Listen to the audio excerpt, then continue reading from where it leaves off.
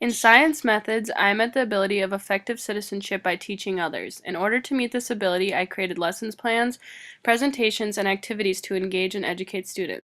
All of my lessons were organized in a science unit, which consisted of 5 standard-based lesson plans on the topic of fresh water. I taught one of my lessons and shared information in an educational manner by establishing classroom management and promoting student involvement. After teaching my lesson, I received oral and written feedback from my peers and created a video of my teaching and added audio to explain my teaching procedures. This allowed me to reflect on what I did well and what I can improve. I believe this process helped me to better reflect on myself as a teacher.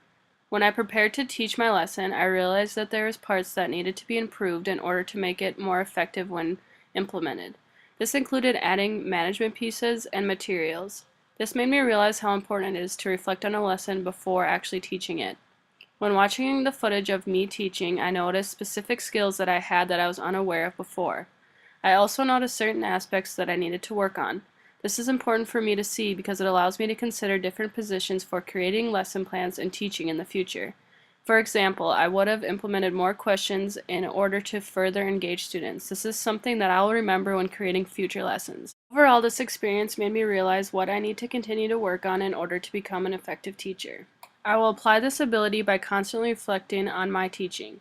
I will do this by keeping records, monitoring student progress, and videotaping myself.